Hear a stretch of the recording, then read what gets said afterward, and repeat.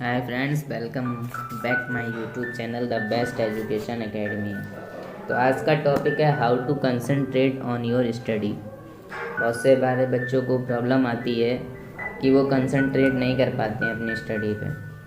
तो हम ये जानेंगे कि आपकी कौन सी टिप्स हैं जो आपको फॉलो करनी है और आपकी कंसंट्रेशन लेवल को इंक्रीज कर सकती हैं। तो फर्स्ट नंबर देखते हैं मल्टीटास्किंग।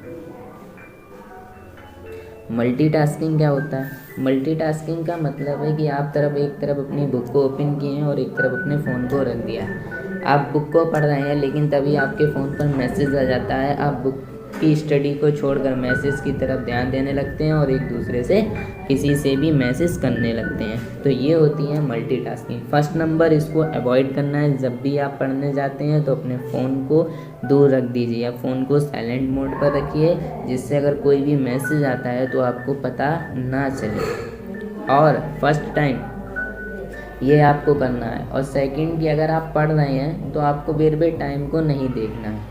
जैसे मैंने कई सारे लोगों को देखा है, कई सारे बच्चों को देखा है कि वो पढ़ रहे हैं, उनके जैसे 2 घंटे उन्होंने देखा कि मुझे पढ़ते पढ़ते 2 घंटे हो गए हैं, तो एक फिर अरे यार आज तो बहुत पढ़ लिया, छोड़। तो आप क्या कर लेते हैं, एक अपने आप को लिमिट में बांध लेते हैं। आपको अपने को लिमिट में नहीं बांधना है। अगर आप अपने लिमिट को बांध लेंगे तो आपका माइंड उसी 2 घंटे में, जैसे ही आपके 2 घंटे होंगे, अभी छोड़ो यार बहुत पढ़ लिया, आप कल 2 घंटे और पढ़ लेंगे। लेकिन हमें ऐसा नहीं करना है। अगर आप एक कॉम्पिटिटर हैं तो इसका बहुत ही आपको ध्यान रखना है कि आपको पढ़ते वक्त, किसी भी पढ़ते वक्त आपको टाइम को बेर नहीं देखना है। Okay. Second table, study on table and chair. अब बहुत सारे बच्चे बोलेंगे अरे यार ये क्या है, मुझे पढ़ना ही तो है, तो मैं बेड पे बैठ के पढ़ लूँ, चाहे ज़मीन पे पढ़ लूँ, चाहे टेबल और चेयर पे पढ़ लूँ। लेकिन अगर आपके पास मैनेज हो सके तो आप टेबल और चेयर पर ही पढ़िए।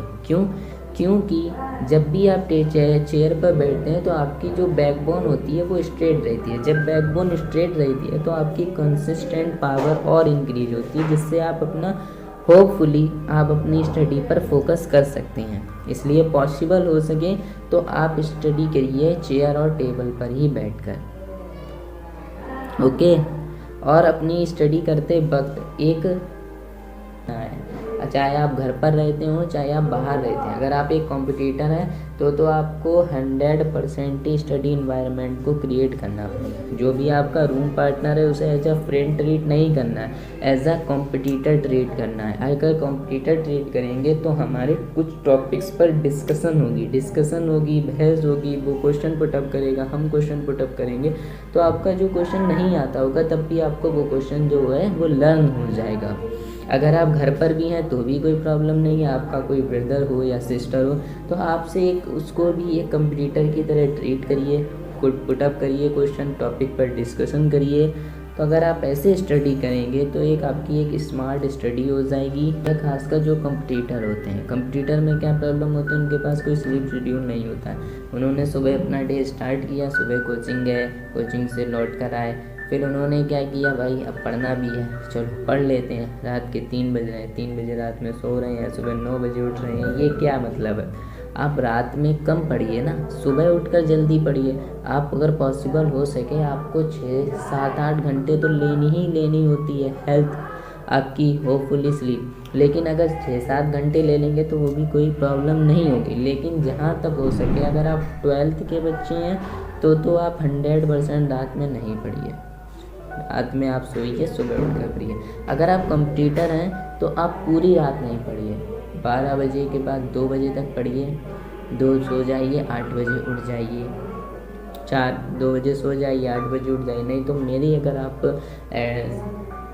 एडवाइस है मेरी कि आप 12 बजे सो जाइए और 5 बजे उठ जाइए। अगर आप 7-8 घंटे नींद नहीं लेना चाहते हैं, अगर 5 घंटे भी लेना चाहते हैं तो भी आपके लिए एक हेल्थी बॉडी की स्लीप हो जाएगी। पर एक स्लीप शेड्यूल ज़रूर होना चाहिए। ऐसा नहीं है कि रात भर पढ़ते हैं और सुबह उठ के सो जाते हैं, ये चीज़ आपकी गलत है। रात में कंसंट्रेशन पावर जो होती है वो हमारी धीमे धीमे कम होती चली जाती है। तो रात में हमारा कंसंट्रेशन उतना नहीं हो पाता है जितना हमारा मॉर्निंग में हो जाता है। तो क्योंकि दिन भर की जो थकी हुई जब कोचिंग से आप आते हैं, कोचिंग से जो थकान होती है, तो वो सारी जो थकान होती है वो रात में इकट्ठी हो जाती है, तो माइंड हमारा वैसे भी उसकी पावर कम हो रही होगी। अभी हम बोलें कि आपने चार्जिंग पे फ़ोन लगाया, चार्जिंग पे आपने फ़ोन लगाया तो पावर उसकी धीमे धीमे बढ़े, एक टाइम आता है कि वो फुल हो जाती है, फुल हो जाती है। फुल होने के बाद जब उसे हम चार्जिंग से हटा देते हैं तो पावर धीमे धीमे धीमे धीमे धीमे धीमे धीमे धीमे कम होती जाती है। तो ऐसा ही तो हमारा माइंड है कि आपको सुबह जाना है कोचिंग जब आप सुबह करोगे तो भाई माइंड की पावर धीमे धीमे धीमे धीमे कम होगी, रात में आकर के क्या हो जाएगी, और कम हो जाएगी। जब आपकी माइंड की पावर कम होगी, कंसिस्टेंस पावर, तब आप स्टडी कर रहे हो तो आप पढ़ तो लोगे, लेकिन आप ये कभी ट्राई करना कि रात में पढ़ी हुई चीज़ ज़्यादा दिन तक याद रहती है कि सुबह पढ़ी हुई चीज़ ज़्यादा दिन तक याद रहती है। इसलिए आप होपफुली समझ सकते हैं कि आप अपना स्लीप शेड्यूल बनाइए। 5th नंबर है कंसिस्टेंसी इज़ द की। ये क्यों बोला जाता है कंसिस्टेंसी इज़ द की? इसका कंसिस्टेंसी का मतलब होता है कि अपने आप को अपने काम पर फोकस कराना है। आपने एक टाइम टेबल, सब बच्चे टाइम टेबल बनाते हैं कि मुझे इतने घंटे पढ़ लेना, लेकिन कोई फॉलो करता है? नहीं फॉलो करता। तो कंसिस्टेंस रहिए कि मुझे अगर 2 से 4 बजे तक फिजिक्स पढ़नी है तो कुछ भी हो जाए फिजिक्स पढ़नी है। अगर आप अपने टाइम टेबल को नहीं फॉलो कर पाते हैं तो अपने आप को सेल्फ पनिशमेंट करिए कि यार मैंने आज टाइम टेबल नहीं फॉलो किया है, मैं ये आज खाना नहीं खाऊंगा। आप अगर ऐसा करते हैं सेल्फ पनिशमेंट करके तो देखिए, ट्राई तो करिए।